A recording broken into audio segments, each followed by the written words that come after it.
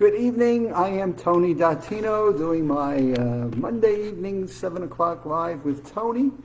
And I've been doing a series that comes out of the August 17th issue of Time magazine that has just been really excellent. As you may know, if you've been a part of the online Maximum Memory Mastery course, you would know that we've got a whole lesson plan in there on the elements that are important to our mental fitness and to our brain health.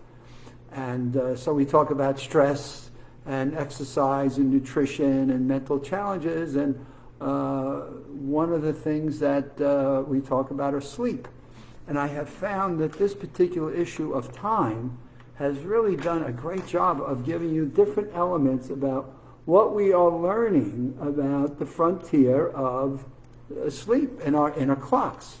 So I've been taking this apart, and initially I thought I'd get this done in 2 or 3 segments, but each page I've turned, there's another segment that they've got in this issue that I think is extremely important for people to really be on top of, because our sleep is what regenerates our energy and our memories, and so how it impacts our memory and our ability to deal with stress and challenges in our lives, which then feed our creativity. And how many people have subscribed to the theory of you got to get 8 hours of sleep every night? And so as the science and technology is getting better and the studies are becoming more focused on sleep, which we know very little about in the whole world of our brain and of how our bodies work, we've always thought that 8 hours of sleep is what we should all be getting. And if we're not, we're feeling like, wow, something's not right. And what this research is beginning to reveal is 8 hours is not necessary, and that your body is really into circadian rhythms, and the circadian rhythms actually are your own biological clock as to how your body responds to sleep, and your heart is working and your brain rhythms are working, and those are different for each person. And so I was surprised to see this research that they were now referring to, and it's coming out of University of San Francisco, University of California in San Francisco, where they're talking about that when we don't get enough sleep, we risk metabolic disorders, type 2 diabetes, psychiatric disorders, autoimmune disease, neurodegeneration, and possibly types of cancer.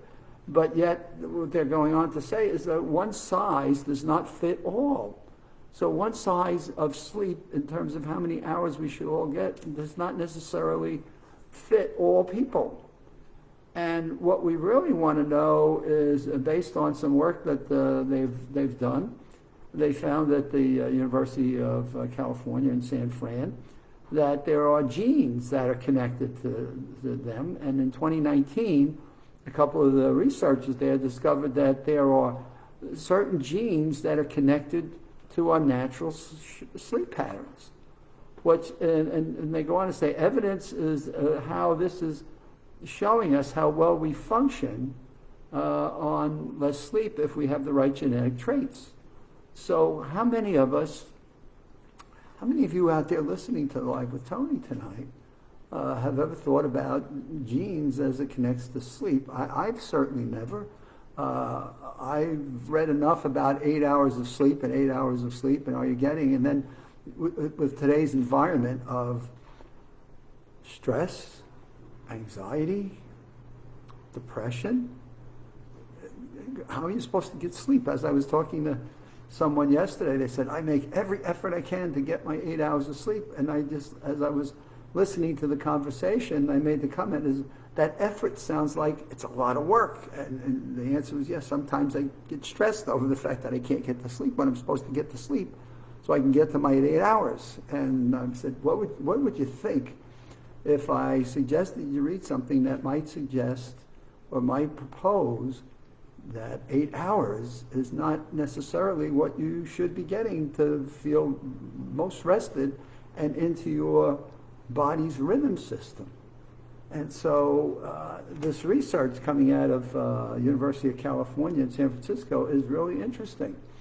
Much is to learn. Now, again, this is what's exciting about this. Again, much is to be learned, but there's hope for us if we're not sleeping well. A lot of it they're saying is people are diagnosed and they consider it to be insomnia, and they go start taking drugs and different chemicals, and melatonin and things. But what's important to understand is our bodies are regulated by the circadian rhythms on a 24-hour clock. And some people are morning people. Some people want to get up in the morning. I'm a 6 o'clock in the morning person. I'm up in the morning and I'm ready to go. My other half is a 9 p.m. person. Whoa, or she may be at 10 a.m. in the morning. And so I used to, when I was working at IBM, I used to have all my team meetings, with my management team. I'd have my meetings at 7:30 a.m. in the morning. And I was surprised to find that there are some people that seem to be not interested. And as I started to learn and research these rhythms in terms of sleep patterns a number of years ago, and the creative cycle that we innately go through in our own brains, I was surprised to find out that there were some people that are more creative at 7 o'clock in the morning, which fits my bill. So I figured, well, gee, if I'm creative at 7, so must everybody else.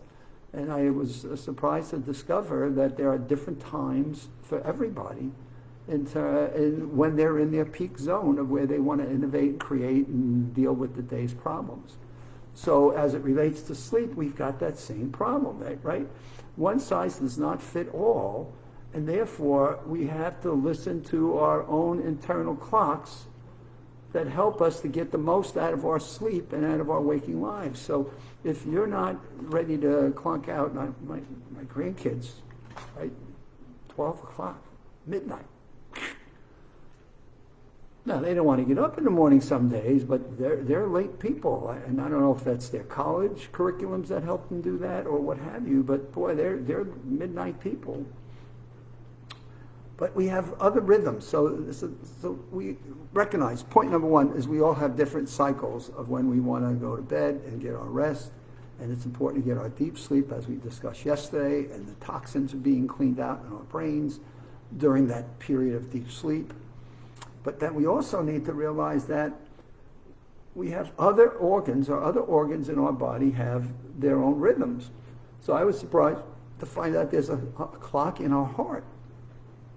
And there's a clock in our lungs, and a clock in the kidneys. And as I further read the article, when you think about these clocks of different organs, they're now trying to see what's the best time for us to exercise, what's the best time for us to take medications, as it bounces against our internal clocks on all these different elements. Which is when you think of the human body and how it relates to our memories and how we encode information, it should raise the question to you, well, when is it the best time in my rhythms of the brain for me to learn? To where I really want to learn a skill or I really want to remember something that's important to me, and I lock it into my brain's rhythms and sleep patterns that help me to enhance my encoding and my ability to sustain that which I'm learning or the skills that I'm building, that allow me then to get up the next day and integrate those to where they start to move into long-term memory. So in our maximum memory course, there's a whole cycle in there on what we call memory rhythms. And who thinks of memory rhythms as something we should all be learning as it relates to ourselves? That can enhance our ability to sustain whatever it is we want to encode into our brains, and therefore we can learn it, we can use it, and it feeds our own natural creativity. Exercise is powerful medicine, we know that.